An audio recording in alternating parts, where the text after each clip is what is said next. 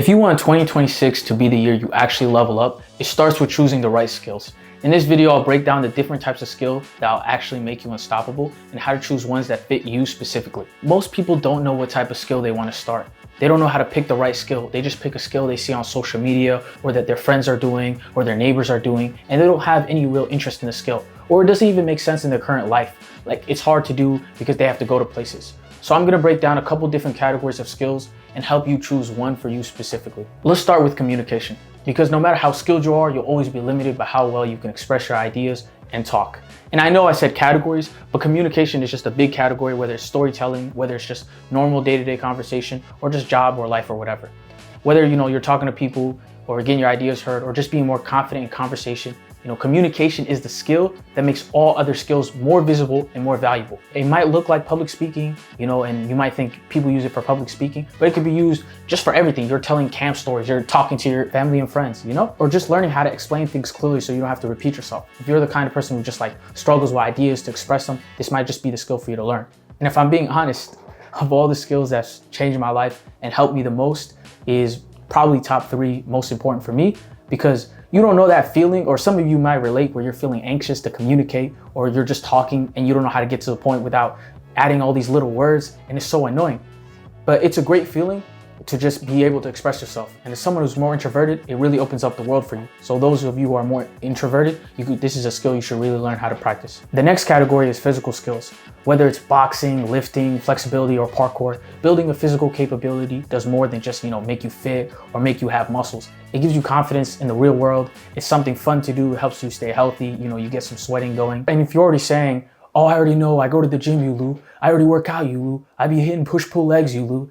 Relax, you could still take something away from this. And here's the truth, even if you, lift or whatever, as the world becomes more digital, someone who's more active, you stand out more, and it's even more impressive to do, and you don't need to be an athlete or start training like Batman or doing whatever, and if you're already doing a physical discipline, this might be an opportunity for you to pick another one. If you're a gym bro who always works out, this might be for you to pick up flexibility or parkour, or maybe get into a combat sport, right? Whatever interests you, as always, whatever interests you, but learn to experiment, One thing I always recommend is flexibility, because flexibility is one of the best skills, I would say, because it literally transfers over to every physical discipline. It makes your life easier, and it just helps to be loose and not be super tight all the time, It's something a lot of you gym bros can know, There's calisthenics, there's so many disciplines you could start, That's why I say experiment. Because you might think this is not for you, but after you start doing it, I used to think parkour is not for me, even though it looks super cool. After I started doing it, I fell in love with it.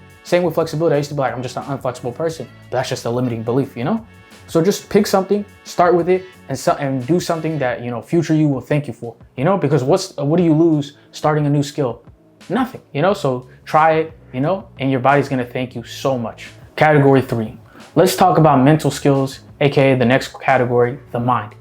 These are skills that sharpen how you think, not just, what you know. This is not really intelligence or someone who's super smart or IQ, This might look like, learning a new language, training your memory, building, getting into chess and building a chess habit, or just even going deep into critical thinking or problem solving. Anything that fits that broad umbrella term of mental training.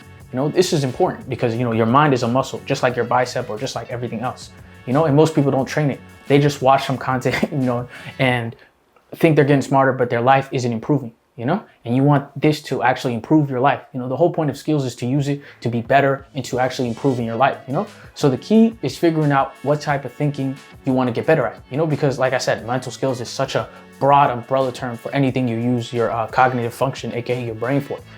It's up to you to pick something that fits your life right now. For example, if you make a lot of decisions in your day, whatever, start studying decision making, Maybe if you meet a lot of people, or you meet a lot of new faces, maybe train your memory so you can actually remember names and faces. If you struggle with distractions and you got a TikTok brain and you keep scrolling, maybe start practicing your focus, train your focus. That might be the next big unlock for you to help you, get better in all these areas, Just ask yourself, where do I feel mentally weak, or where do I feel like I could have the most improvement? And that's usually where the training should start, Because no matter what you pick, if you actively train your thinking, whether it's through any of the stuff we talked about, memory, perception, whatever, you start seeing the world different.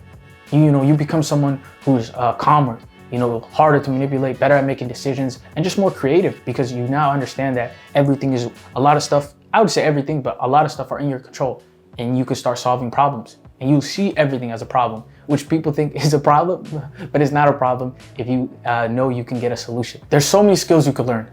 It's easy to overthink this. So I'm gonna give you a simple filter so you know what to pick.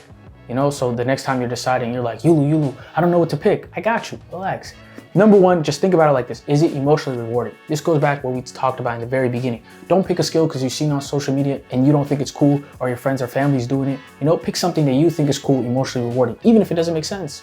Number two, same thing, but a little bit different. Do you actually enjoy it? Do you dread it? Does it make you feel more alive, confident, proud, whatever? Because if you hate showing up for it, it's going to be very hard for you to progress it and get through the foundational phase, which is the hardest part. And the emotional reward is what helps us stay consistent. And if you're not getting that, it's hard to stick with the skill, because you're going to suck at the beginning, but if you get excited, think about the future you who's good at this skill, that's going to help you get through the hardest part, foundation phase, and it's not going to be so bad. And you're not always going to avoid it. You're not always going to skip days. You're not always going to complain about consistency if you're hella excited to learn the skill, And then another way you can look at it is, does it stack with what you already do? It's like what we said earlier, practice skills that actually help. When we were talking about mental training, and I said, if you're making a lot of decisions, study decision making, get some frameworks so you can make better decisions and you stop ruminating and overthinking your decision making. And if you talk to people all day, sharpen your communication, right? If you're always sitting, mobility will save your life and your body long term. So maybe start doing that. You get the idea. As always, any questions, comment them below. And until next time, Yulu out.